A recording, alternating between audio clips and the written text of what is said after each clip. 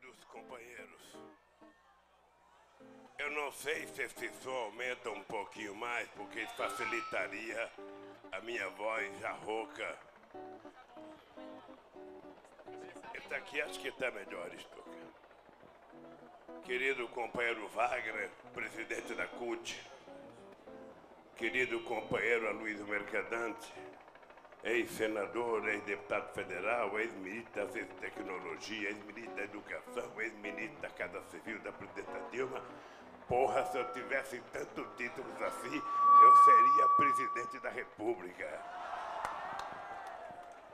Companheiro Guilherme Boulos, nosso companheiro que está iniciando uma jornada sendo candidato a presidente da República pelo PSOL, mas é um companheiro da mais alta qualidade que vocês têm que levar em conta a seriedade desse menino. Eu digo menino porque ele só tem 35 anos de idade e quando eu fiz a greve de 78, eu tinha 33 anos de idade e consegui, através da greve, chegar a criar um partido e virar presidente.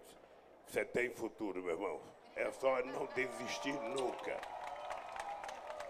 Quero cumprimentar essa garota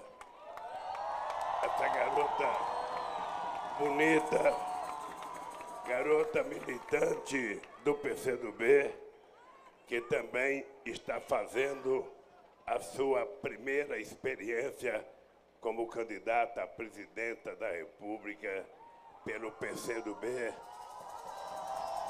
o que eu acho um motivo de orgulho e uma perspectiva de esperança para esse país, ter gente nova se dispondo a enfrentar a negação da política, assumindo a política e dizendo: nós queremos ser presidente da República para mudar a história do país.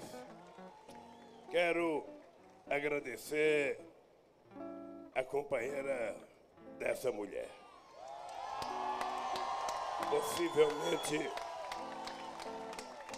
Possivelmente a mais injustiçada das mulheres que um dia ousaram fazer política nesse país. A injustiçada pelo jeito de governar, acusada de não saber conversar, acusada de não saber fazer política, mas eu quero ser testemunha de vocês. A Dilma foi a pessoa que me deu a tranquilidade de fazer quase tudo que eu consegui fazer na presidência da República pela confiança, pela seriedade e pela qualidade e competência técnica da Dilma. Eu sou grato de coração, porque não teria sido o que foi se não fosse a companheira Dilma. Portanto, Dilma, você sabe que eu serei profundamente, para o resto da vida, repartirei o meu sucesso na presidência com Vossa Excelência, independentemente do que aconteça nesse mundo. Quero cumprimentar o meu querido companheiro Fernando Haddad, que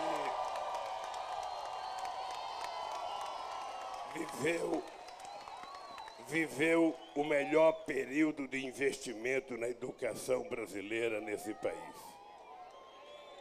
Quero cumprimentar o meu companheiro Celso Amorim, companheiro que certamente foi o mais importante ministro das Relações Exteriores que esse país já teve, que colocou o Brasil como protagonista mundial durante todo o nosso governo. Quero parabenizar o nosso companheiro Ivan Valente, deputado pelo PSOL, companheiro que está aqui. Quero cumprimentar o nosso valoroso, extraordinário João Pedro Steder, de presidente e coordenador do Movimento Sem Terra. Quero cumprimentar, eu não tenho o nome, mas o presidente do companheiro do PSOL, o Juliano, jovem presidente do PSOL. Obrigado, presidente.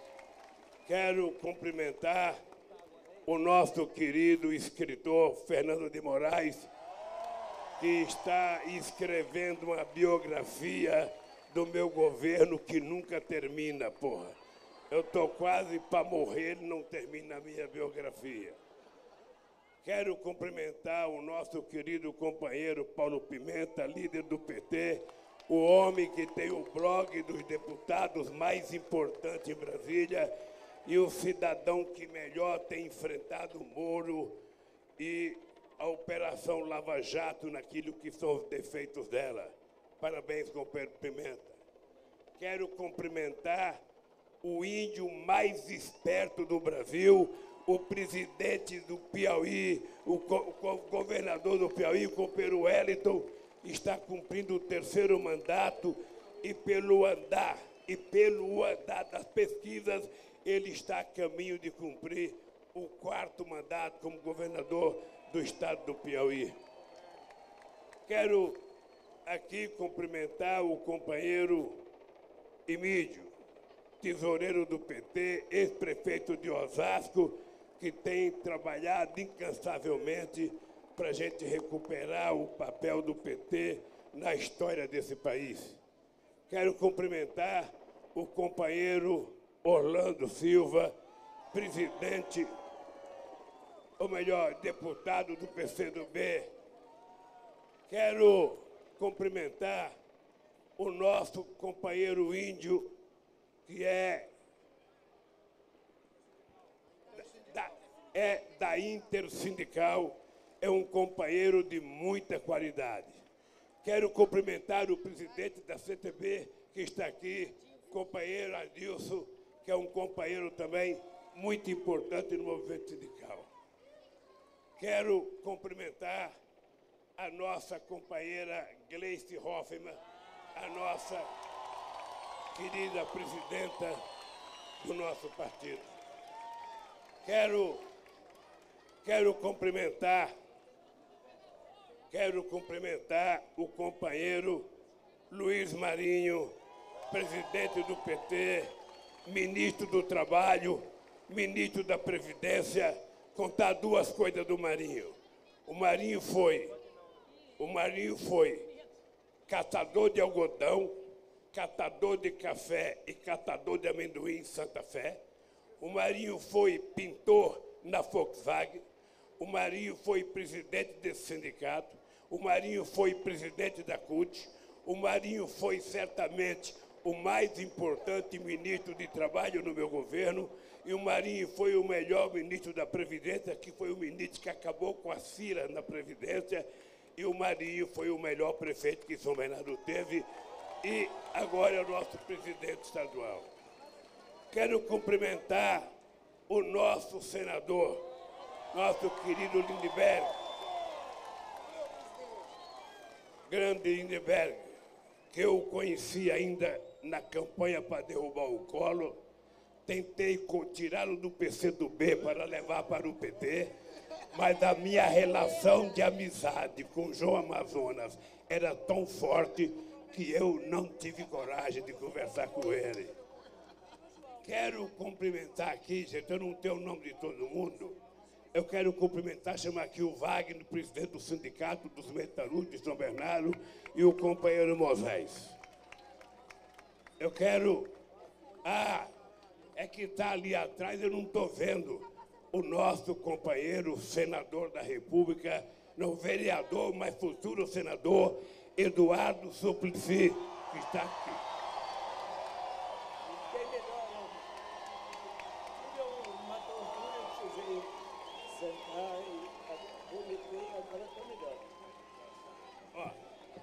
Eu não posso falar que ele teve uma tontura, porque isso não é recomendável para quem está sendo candidato, viu?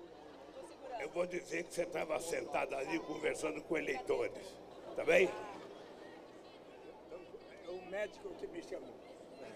Eu pedi para vir aqui o companheiro de Sergipe, que é o companheiro vice-presidente do PT, que tem a incumbência de coordenar as caravanas da cidadania por todo o território nacional, e vocês têm acompanhado pela internet o companheiro Márcio. Eu pedi para vir aqui 2 sindicalistas, porque eu nasci nesse sindicato. Quando eu cheguei aqui, esse sindicato era um barraco. Esse prédio foi construído já na nossa diretoria. Aqui, para vocês saberem, eu fui diretor de uma escola de Madureza que tinha 1.800 alunos. Você pensa que eu sou só torneiro mecânico? Pode dizer, diretor de escola com 1.800 alunos. Pois bem, e a minha relação com esse sindicato, aqui está o Paulão, que é vice-presidente do sindicato e é presidente da Confederação Nacional dos Metalúrgicos e é da Secretaria do Movimento Sindical do PT. Bem, eu não tenho nominato, eu estou chutando de improviso que eu estou vendo. Mas eu queria, Wagner, aproveitar a tua presença aqui para que esse pessoal soubesse que, na minha consciência, parte das conquistas da democracia brasileira a gente deve a esse sindicato dos metalúrgicos a partir de 1978.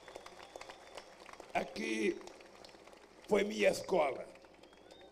Aqui eu aprendi sociologia, aprendi economia, aprendi física, química e aprendi a fazer muita política, porque no tempo que eu era presidente desse sindicato, as fábricas tinham 140 mil professores que me ensinavam como fazer as coisas. Toda vez que eu tinha dúvida, eu ia na porta da fábrica perguntar para a peãozada como fazer as coisas nesse país. Na dúvida, não erre. Na dúvida, pergunte. E se você perguntar, a chance de você acertar é muito maior. E o Wagner é o companheiro que está cedendo esse prédio para a gente fazer toda a nossa campanha. E quero agradecer ao Moisés.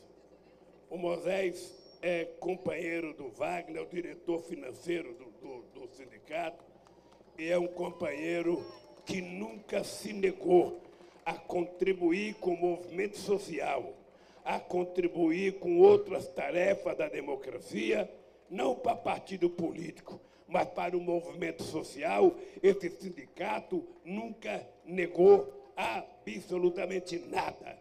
Então eu quero uma salva de palmas para esses companheiros que são um sustentáculo da nossa luta. Esse sindicato, diferente de outros sindicatos, esse sindicato tem quase 283 diretores. Para ser diretor desse sindicato, as pessoas têm que ser eleitas pelo chão da fábrica por um comitê. Se não tiver no chão da fábrica, não é eleito.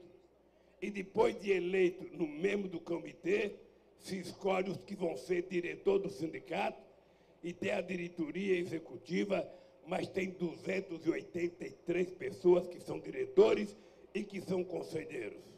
Se a gente fizesse isso em todo o sindicato do Brasil, certamente a gente teria muito menos pelego no movimento sindical brasileiro. Pois bem, eu fiz questão de citar eles, porque às vezes o cara compra o alimento, lava o alimento, cozinha o alimento, leva para a gente comer e a gente sai sem saber que nos deu alimento. Então, foi esses guerreiros aqui que deram essa possibilidade extraordinária da gente estar aqui fazendo isso. A segunda coisa é que eu confesso que vivi os meus melhores momentos políticos nesse sindicato. eu nunca esqueci a minha matrícula do sindicato. A minha matrícula é 25.986 de outubro de setembro de 1968.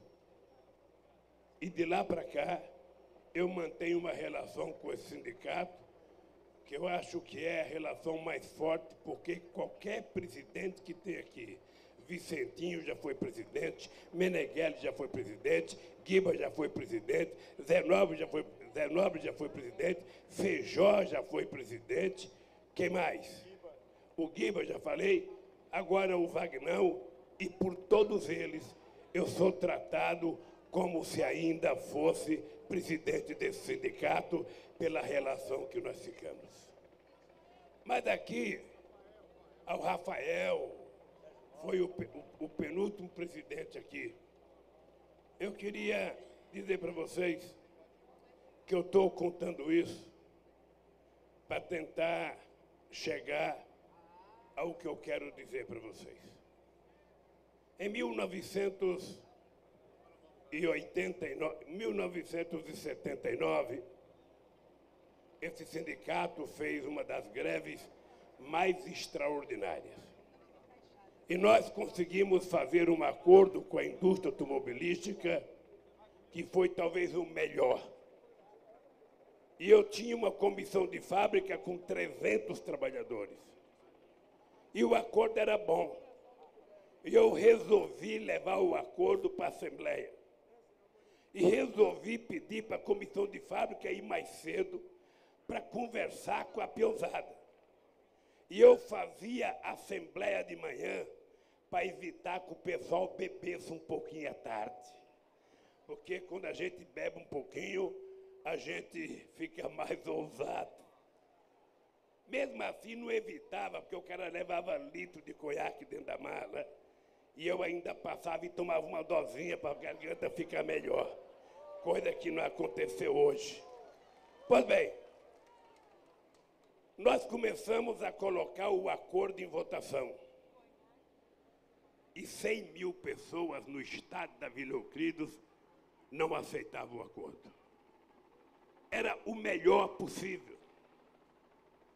A gente não perdia dia de férias, não perdia 13º salário e tinha 15% de aumento. Mas a peãozada estava tão radicalizada que queria 83 ou nada.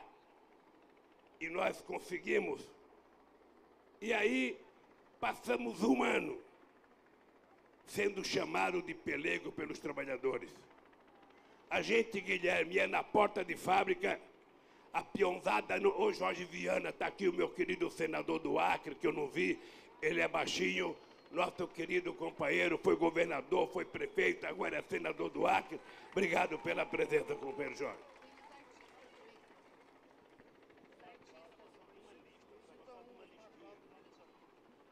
Olha, para falar em nome dos artistas aqui, para citar todos, eu queria que o nosso Osmar Prado viesse aqui.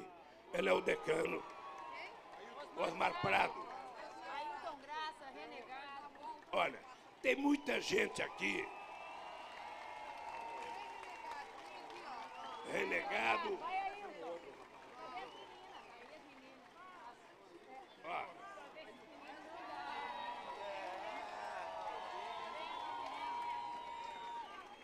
Olha. Tem a mulherada de Belém do Pará. E tem a mulherada do Pará também que está aqui. Mas eu citei o Osmar Prado, porque o Osmar Prado é um artista de uma qualidade irrepreensível. O que Deus não deu de tamanho para ele, deu de inteligência e de capacidade artística. E ele já fez papéis extraordinários. Mas tem um que eu nunca esqueço, que ele era o motorista e ele era tratado como se fosse chamado de tabaco. E o tabaquinho marcou a minha vida e eu fico mais feliz porque ele tem uma posição política extraordinária. E eu acho que isso aqui tem lado, esse tem lado, esse tem lado, esse tem lado. E é com essa gente que a gente vai construir a nova política desse país. Marco Aurélio, minha água, Marco Aurélio. Só posso dizer uma coisinha do tabaco? Posso dizer? Olha, eu vou dar para ele dizer uma coisinha sobre o tabaco. O tabaco tinha 3 mulheres e ainda o que tinha por fora. Aí eu pedi ao autor que desse o final do tabaco, ele sendo traído, porque todo traidor um dia é traído. E aí aparece a mulher do tabaco com uma penca de filho grávida. E ele diz, mulher, como é que você está grávida? Faz mais de um ano que eu não vou lá. Isso é vingança das mulheres. Vingança, porque o homem pensa que só ele é esperto. Mas as mulheres também são espertas. Então, companheiros e companheiras, nós conseguimos, os trabalhadores não aprovaram o acordo. Olha, tem uma pessoa passando mal ali na frente, ali perto da escada, ó, nessa direção.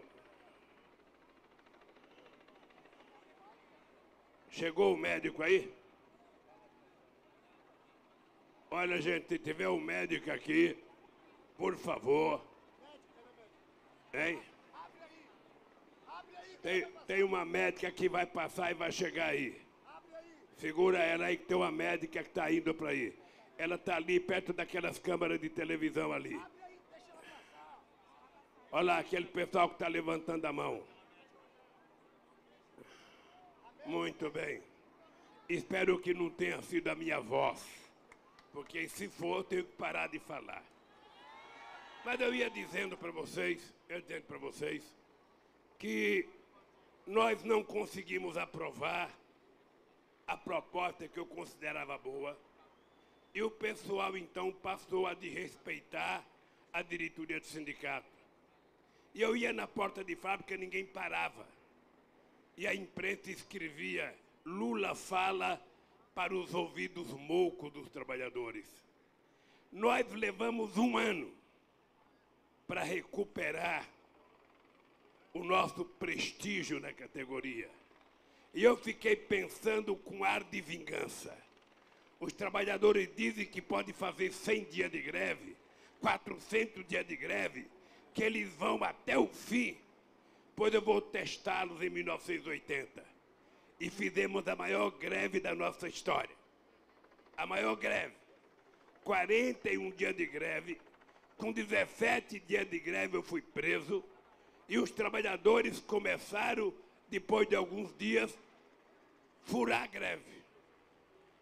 E nós, então, eu sei que o Tuma, eu sei que o doutor Almir, eu sei que o doutor Vilela ia dentro da cadeia e falava assim para mim, ô Lula, você tem que acabar com a greve, você precisa dar um conselho para acabar com a greve. E eu dizia, eu não vou acabar com a greve. Os trabalhadores vão decidir por conta própria. O dado concreto é que ninguém aguentou 41 dias, porque na prática o companheiro tinha que pagar leite, tinha que pagar a conta de luz, tinha que pagar gás, a mulher passou a cobra dele, o dinheiro do pão, ele então começou a sofrer pressão, não aguentou. Mas é engraçado porque na derrota a gente ganhou muito mais sem ganhar economicamente do que quando a gente ganhou economicamente. Significa que não é dinheiro que resolve o problema de uma greve. Não é 5%, não é 10%. É o que está embutido de teoria política, de conhecimento político e de tese política numa greve. Agora, nós estamos quase que na mesma situação. Quase que na mesma situação. Eu estou sendo processado e eu tenho dito claramente o processo do meu apartamento. Eu sou o único ser humano que estou processado por um apartamento que não é meu. E eles sabem que o Globo mentiu quando disse que era meu. A Polícia Federal da Lava Jato, quando fez o inquérito, mentiu que era meu. O Ministério Público, quando fez a acusação, mentiu dizendo que era meu. E eu pensei que o Moro ia resolver e ele mentiu dizendo que era meu. E me condenou a 9 anos de cadeia. É por isso que eu sou um cidadão indignado. Porque eu já fiz muita coisa com os meus 72 anos. Mas eu não os perdoo por ter passado para a sociedade a ideia de que eu sou um ladrão. Deram a primazia dos bandidos fazer um pichuleco pelo Brasil inteiro. Deram a primazia dos bandidos chamar a gente de petralha. Deram a primazia de criar quase que um clima de guerra, negando a política nesse país. E eu digo todo dia, nenhum deles tem coragem ou dorme com a consciência tranquila da honestidade, da inocência que eu durmo. Nenhum deles. Eu não estou acima da justiça. Se eu não acreditasse na justiça, eu não tinha feito um partido político. Eu tinha proposto uma revolução nesse país. Mas eu acredito na justiça. Numa justiça justa. Numa justiça que vota um processo baseado nos autos do processo, baseado nas informações das acusações, das defesas, na prova concreta que tem a arma do crime.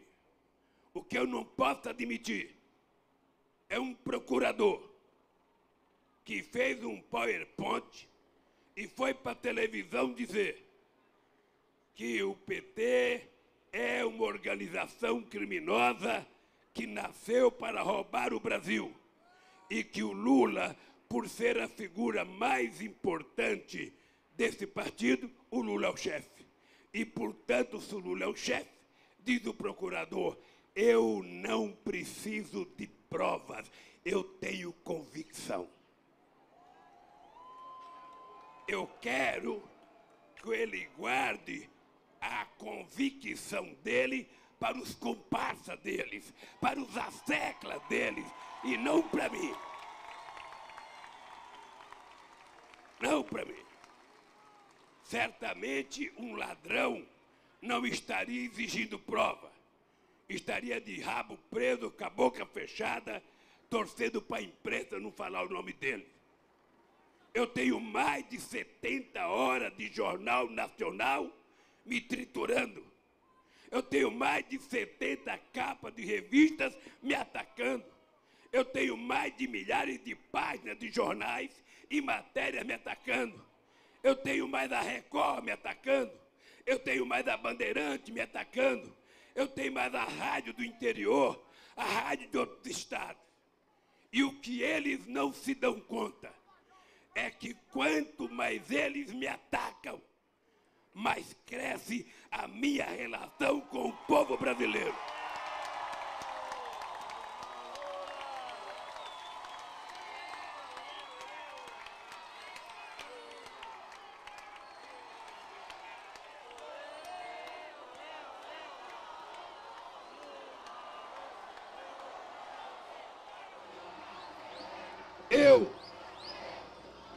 Eu não tenho medo deles. Eu até já falei que gostaria de fazer um debate com o Moro sobre a denúncia que ele fez contra mim. Eu gostaria que ele me mostrasse alguma coisa de prova. Eu já desafiei os juízes do TRF4, que ele fosse para um debate na universidade que ele quiser, no público que ele quiser, provar qual é o crime que eu cometi neste país. E eu, às vezes, tenho a impressão, e tenho a impressão porque eu sou um construtor de sonhos. Eu, há muito tempo atrás, eu sonhei que era possível governar esse país envolvendo milhões e milhões de pessoas pobres na economia, envolvendo milhões de pessoas nas universidades, criando milhões e milhões de empregos nesse país, eu sonhei que era possível um metalúrgico sem diploma universidade cuidar mais da educação do que os diplomados e concursados que governaram esse país e cuidar da educação.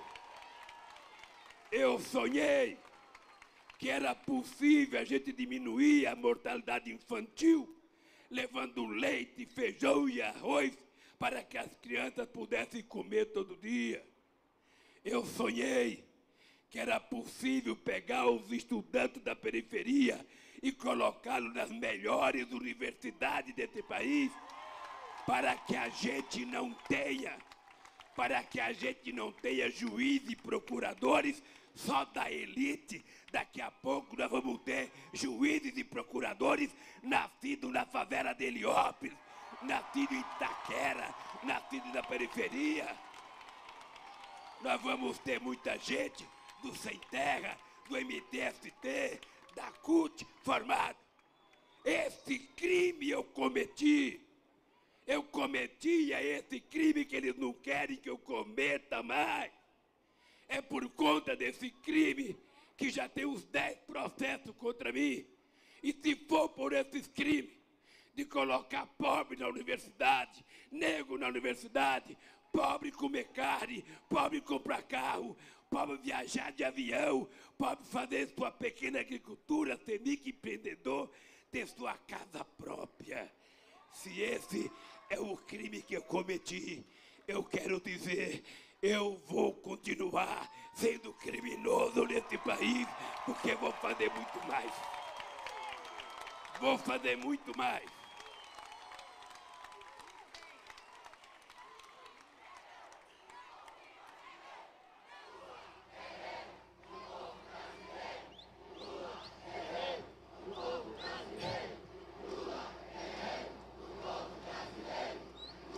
Companheiros e companheiras, eu em 1990, em 1986, eu fui o deputado constituinte mais votado na história do país. E nós ficamos descobrindo que dentro do PT, Manuela, companheiros, o Ivan era do PT na época, havia uma desconfiança que só tinha poder no PT quem tinha mandato. Quem não tivesse mandato era tido... Puta, eu não citei o senador Humberto Costa que eu vi aqui. Humberto Costa, senador de Pernambuco, eu esqueci de citar para vocês. Aí ninguém me deu nominata, aqui tá. A Fátima. Olha, a Fátima é do Rio Grande do Norte, ela será a futura governadora do Rio Grande do Norte.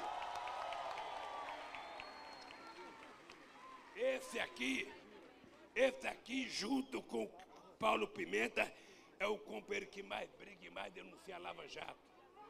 O Rosseto foi ministro do Trabalho e da Previdência e talvez será o governador do Rio Grande do Sul nessas eleições agora. Olha, tá aqui a nossa companheira Jandira Fegali, que é uma companheira extraordinariamente combativa. Tá? Mas, companheiros, cadê? O Glauber Rocha.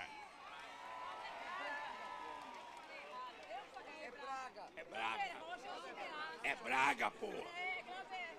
Ô, gente, aqui vai pegando lista, vai trazendo pra mim. Alguém prepara uma nominata pra mim que eu vou citando as pessoas. Então, companheiros, quando eu percebi que o povo desconfiava que só tinha valor no PT quem era deputado, Manuela e Guilherme, sabe o que eu fiz? Deixei de ser deputado, porque eu queria provar ao PT que eu ia continuar sendo a figura mais importante do PT sem ter mandato. Porque se alguém quiser ganhar de mim no PT, só tem um jeito, é trabalhar mais do que eu e gostar do povo mais do que eu, porque se não gostar, não vai ganhar. Pois bem, nós agora estamos num trabalho delicado. Eu talvez viva o momento de maior indignação que um ser humano vive. Não é fácil o que sofre a minha família. Não é fácil o que sofre os meus filhos. Não é fácil o que sofreu a Marisa. E eu quero dizer que a antecipação da morte da Marisa foi a safadeza e a sacanagem que a imprensa e o Ministério Público fizeram contra ela. Tenho certeza. Porque essa gente, eu acho que não tem filho, eu acho que não tem alma e não tem noção do que sente uma mãe ou um pai quando vê um filho massacrado, quando vê um filho sendo atacado. E eu, então, companheiros, resolvi levantar a cabeça. Não pense que eu sou contra a Lava Jato, não. A Lava Jato, se pegar bandido, tem que pegar bandido mesmo que roubou e prender. Todos nós queremos isso. Todos nós, a vida inteira, dizíamos, só prende pobre, não prende rico. Todos nós dizíamos. E eu quero que continue prendendo o rico. Eu quero. Agora, qual é o problema? É que você não pode fazer julgamento subordinado à imprensa. Porque, no fundo, você destrói as pessoas na sociedade, na imagem das pessoas, e depois os juízes vão julgar e falam: eu não posso ir contra a opinião pública, porque a opinião pública está pedindo para caçar. Quem quiser votar com base na opinião pública, largue a toga e vá ser candidato a deputado. Escolha um partido político e vá ser candidato. Ora, a toga, ela é um emprego vitalício. O cidadão tem que votar apenas com base nos autos do processo. Aliás, eu acho que ministro da Suprema Corte não deveria dar declaração de como vai votar. Nos Estados Unidos, termina a votação e você não sabe em que o cidadão votou, exatamente para que ele não seja vítima de pressão. Imagina um cara sendo acusado de suicídio e não tenha sido ele o assassino. O que a família do morto quer? Que ele seja morto, que ele seja condenado. Então, o juiz tem que ter, diferentemente de nós, a cabeça mais fria, mais responsabilidade de fazer acusação ou de condenar. O Ministério Público é uma instituição muito forte. Por isso, esses meninos que entram muito novo, fazem um curso de direito, depois faz 3 anos de concurso, porque o pai pode pagar. Esses meninos precisavam conhecer um pouco da vida, conhecer um pouco de política, para fazer o que eles fazem na sociedade brasileira.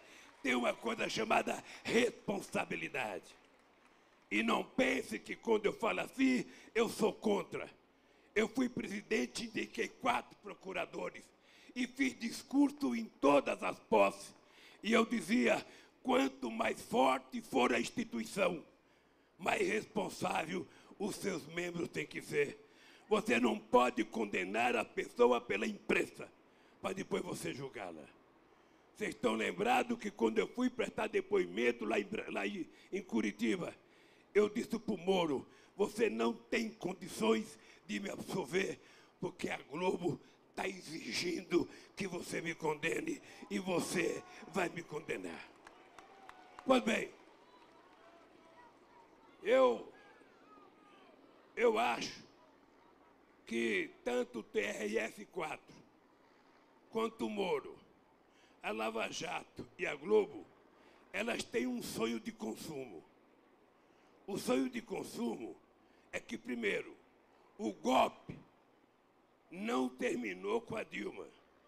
O golpe só vai concluir quando eles conseguirem convencer que o Lula não possa ser candidato a presidente da República em 2018. Eles não querem, não é porque eu vou ser eleito, eles não querem que eu participe, apenas porque tem a possibilidade de cada um de nós se eleger. Eles não querem o Lula de volta, porque pobre, na cabeça deles, não pode ter direito. Pobre não pode comer carne de primeira. Pobre não pode andar de avião. Pobre não pode fazer universidade. Pobre nasceu, segundo a lógica dele, de comer e ter coisa de segunda categoria. Então, companheiros e companheiras, o outro sonho de consumo deles é a fotografia do Lula preso.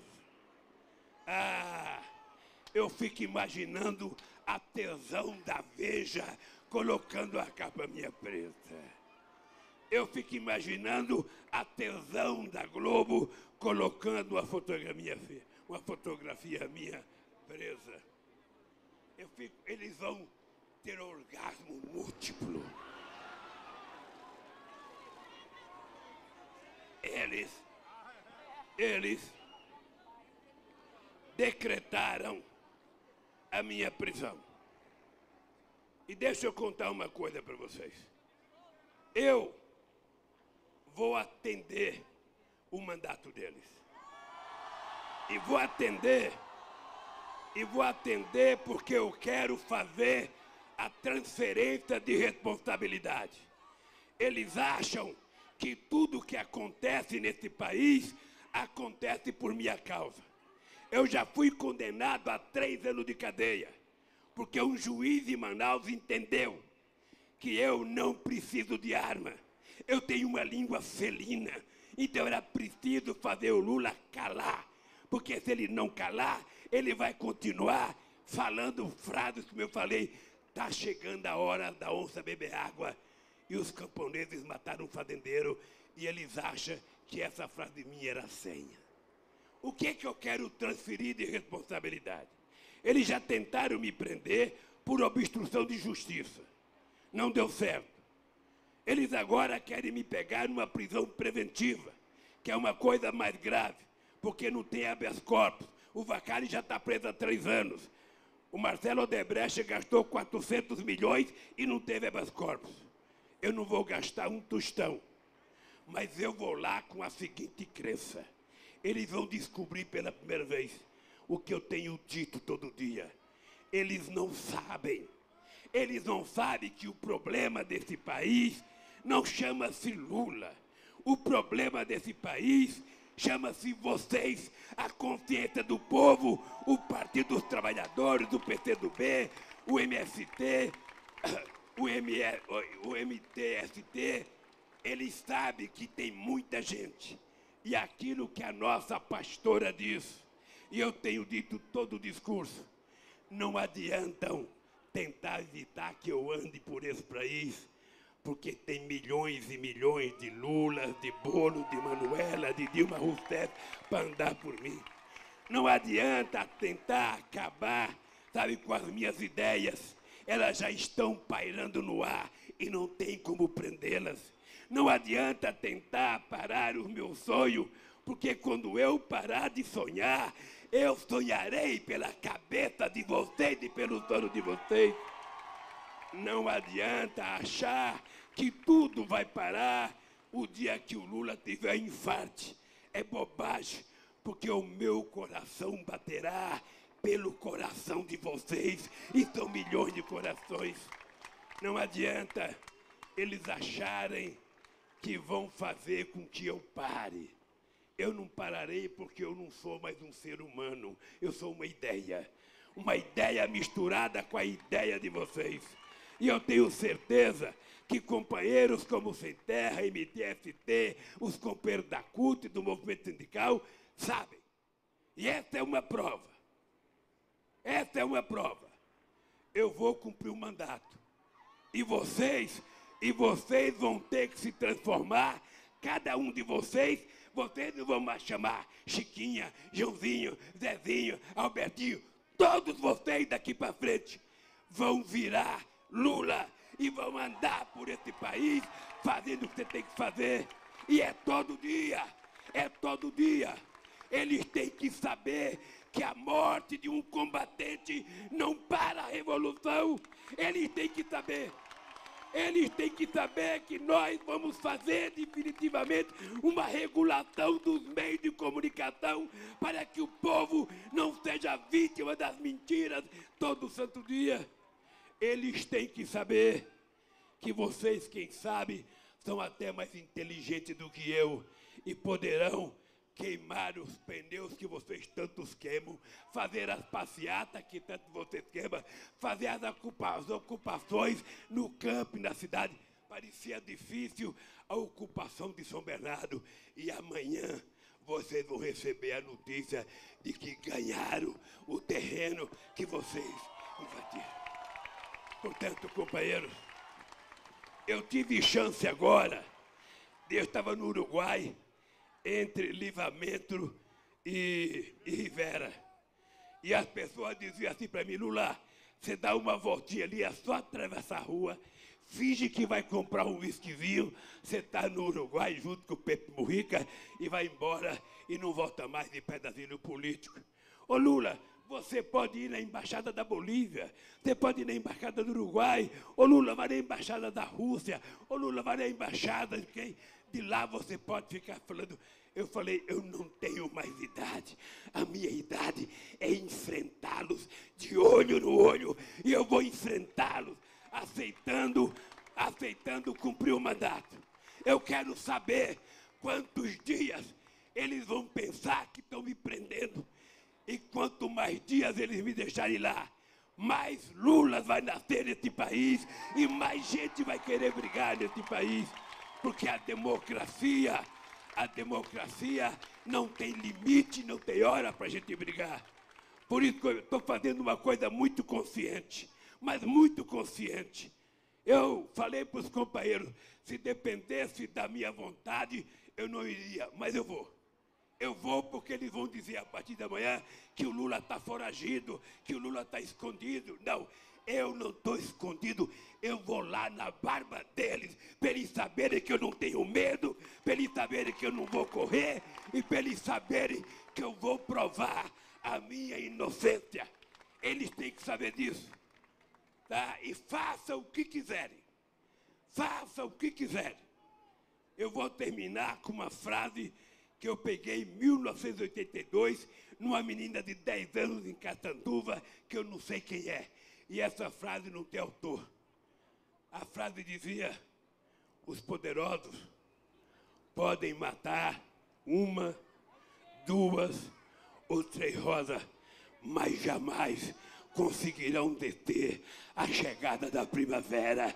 E a nossa luta é em busca da primavera.